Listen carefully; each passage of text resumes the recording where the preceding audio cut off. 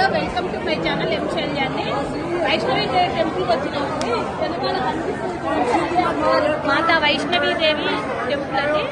ఈ టెంపుల్లో నిన్న సాయంత్రం మేము 6ంటికి అర్చన చేపించుకున్నాం. పొద్దున్న 6ంటికి కూడా అర్చన చేపించుకున్నాం. హారతి అయిపోయింది. ఇక్కడ తిరుపతి కన్నా 10 రెట్లు ఎక్కువ జనాలండి. దర్శనానికి 8 గంటలు 7 గంటలు పడుతుంది. మాకు హారతి కాబట్టి మేము తొందరగా దర్శనం చేసుకొని వచ్చినాం. ఈ మహాన్వితమైన క్షేత్రము అసలు ఒక 2 కళ్ళు సరిపోట్లే ఈ క్షేత్రాన్ని చూడడానికి. అమ్మవారి మహిమ లేకపోతే ఇక్కడికైతే రాలేమనిపించింది. కొండలలో లోయలలో ఉన్నారు అమ్మవారు. నమస్తే అండి, welcome to my channel M Shailaja. పుణ్యక్షేత్రం శీర్షికలో ఈరోజు శ్రీ మాతా వైష్ణవీదేవి ఆలయం గురించి తెలుసుకుందాము. వైష్ణవీదేవి ఆలయం, ఈ అమ్మవారి గురించి తెలియని వారు ఉండరు. 3 అమ్మలకు మూర్తిభవించిన దేవిగా అందరి చేత పూజలు అందుకుంటుంది. ఉత్తర భారతదేశంలో ప్రజలు ఎక్కువగా కొలిసే దైవం శ్రీ మాతా వైష్ణవీదేవి. ఆమెనే జగజ్జనని అంటారు. తనను దర్శించే భక్తులకు ధర్మార్థ కామ మోక్షాలు ప్రసాదించి భక్తుల కోరికలు తీర్చే చల్లని తల్లిగా కొలువుదిరింది. అమ్మవారి దర్శనార్థం భక్తులు ఎక్కడి నుంచో వస్తూ ఉంటారు. దేవి మహిమకు నిదర్శనంగా ఆ దేవిని దర్శించిన వారు న్యాయబద్ధమైన కోరికలు తీరకుండా వెనుదిరిగి రారట. ఈ అమ్మవారి క్షేత్రం ఎక్కడ ఉంది? భారతదేశంలో ప్రధాన పుణ్యక్షేత్రాలలో ఒకటిగా పేరుగాంచిన ఈ దేవాలయం జమ్మూ కాశ్మీర్కి 60 కిలోమీటర్ల దూరంలో, కాట్రా నుంచి 14 కిలోమీటర్ల దూరంలో త్రికూట పర్వతంపై ఉన్నది. ఈ ఆలయం సుమారు 5200 అడుగుల ఎత్తులో నిర్మించినారు. ఈ అమ్మవారిని మాతారాణి అని, వైష్ణవీ దేవి అని సంబోధిస్తారు. ఈ క్షేత్ర ప్రధాన ఆకర్షణ ఏమిటి అంటే వైష్ణవీదేవి యొక్క 3 రూపాలు. జనన మరణాలను ప్రసాదించే మహాకాళి, జ్ఞానాన్ని ప్రసాదించే మహాసరస్వతి, ఐశ్వర్యాన్ని ఇచ్చే లక్ష్మిగా చెప్తారు. ఈ ఆలయంలో కార్యక్రమాలన్నీ శ్రీ మాతా వైష్ణవీదేవి బోర్డు ట్రస్ట్ నిర్వహిస్తుంది. ప్రతి సంవత్సరం 8 మిలియన్ల భక్తులు దేశవ్యాప్తంగా టెంపుల్ని దర్శించుకుంటారు. ఆంధ్రప్రదేశ్లోని తిరుమల వెంకటేశ్వర స్వామి గుడి తర్వాత ఈ గుడి 2వ గుడిగా, 2వ అత్యధిక భక్తులు సందర్శించేదిగా చెప్తారు. ఎవరు పడితే వాళ్ళు ఈ అమ్మవారిని దర్శించుకునే భాగ్యం ఉండదు. ఎందుకంటే ఆ తల్లి వైష్ణవీదేవి నుంచి పిలుపు వచ్చినప్పుడు మాత్రమే ఆమెను దర్శించుకోగలుగుతారు. అంత పవర్ఫుల్ అమ్మవారు అని చెప్తారు. 14 కిలోమీటర్లు నిటారుగా ఉన్న కొండని ఎక్కటం చాలా కష్టతరమైంది.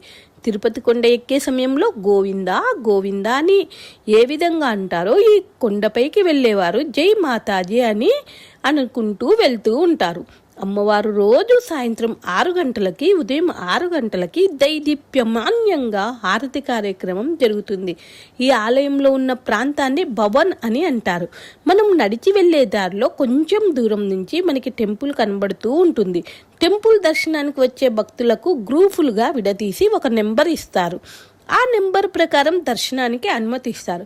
ఆలయం లోపలికి సెల్ ఫోన్లు, లెదర్ బెల్టులు ఏమీ అనుమతి ఉండవు. వీటిని అక్కడే ఉన్న లాకర్లో భద్రపరుచుకోవాలి. వైష్ణవీదేవి 3 రూపాలుగా దర్శనమిస్తుంది. మహాకాళి, మహాసరస్వతి, మహాలక్ష్మి. ఆలయానికి వెళ్లే దారిలో చిన్న చిన్న పురాతన దేవాలయాలు కూడా ఉన్నవి. ఈ ఆలయం జమ్మూ జిల్లాలోని కాట్రాలో ఉన్నది. ఈ ఆలయం వార్షిక ఆదాయం 500 కోట్లు ఉంటుందని అంచనా.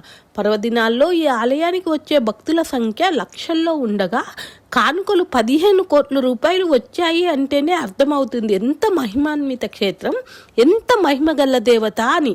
అసలు ఈ అమ్మవారి ఆరాధన ఎప్పుడు ప్రారంభించినారు అన్నది ఇప్పటి వరకు ఎవరికీ తెలియదు. కానీ ఈ ఆలయములో 3 మూర్తులని కొన్ని లక్షల సంవత్సరాల నుంచి అక్కడే ఉన్నవని భూగోళ శాస్త్రంలో తెలియజేస్తున్నది. త్రికూట పర్వతంగా ఋగ్వేదంలో చెప్పబడిన పర్వత సమూహం ఇదే అని కొందరి వాదన. ఋగ్వేదంలో ఇక్కడ శక్తి ఆరాధన జరుగుతుంది అని చెప్పబడింది. వైష్ణవీదేవి గురించి మొదటి ప్రస్తావన మహాభారతంలో ఉంది. కురు పాండవుల యుద్ధం ముందు శ్రీకృష్ణుడు, అర్జునుడు అమ్మవారిని పూజించి ఆశీర్వాదం తీసుకున్నారని వ్యాసభారతంలో చెప్పబడింది. స్థలపురాణం ప్రకారం పాండవులు మొదటిసారిగా దేవాలయ నిర్మాణం చేశారు అని తెలుస్తుంది. త్రికూట పర్వతం చుట్టూ 5 రాతి కట్టడాలు ఉన్నాయి. వీటిని 5 పాండవులకు ప్రతీకగా స్థానికులు గుర్తిస్తారు. సతీదేవి శిరస్సు పడిన కారణంగా శక్తిపీఠాలు అన్నింటిలో అత్యంత శక్తివైనదిగా భావిస్తారు. కొన్ని సాంప్రదాయాల ప్రకారం అమ్మవారి కుడి చేయి పడినదని భావిస్తారు. హైందవ పవిత్ర గ్రంథాల మూలంగా తెలిసేది ఏమిటి అంటే అమ్మవారి కుడి చేయి పడినది అని. మనిషి కుడి చేయి రూపంలో కొన్ని శిల్పాలు లభించినాయి కనుక ఈ వాదన నిజమే అని తెలుస్తుంది.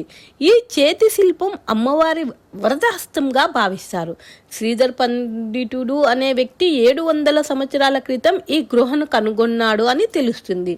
తన ఇంట్లో పూజ సమయంలో అమ్మవారి విగ్రహం కనబడకపోవడంతో చాలా మదనపడి కటిక ఉపవాసం చేస్తూ ఉండగా కలలో అమ్మవారే కనబడి తన పర్వత శ్రేణుల్లో ఉన్నాను అని దారి చూపించింది అని ఆజ్ఞానుసారం వెతుక్కుంటూ వెళ్ళగా 3 రాయిల రూపంలో అమ్మవారు దర్శనమిచ్చిందని, ఆ 3 మూర్తులే మహాకాళి, మహాసరస్వతి, మహాలక్ష్మి అవతారాలుగా శ్రీధర్ పండితుడు పూజించాడు అని పురాణాలు చెప్పబడినవి.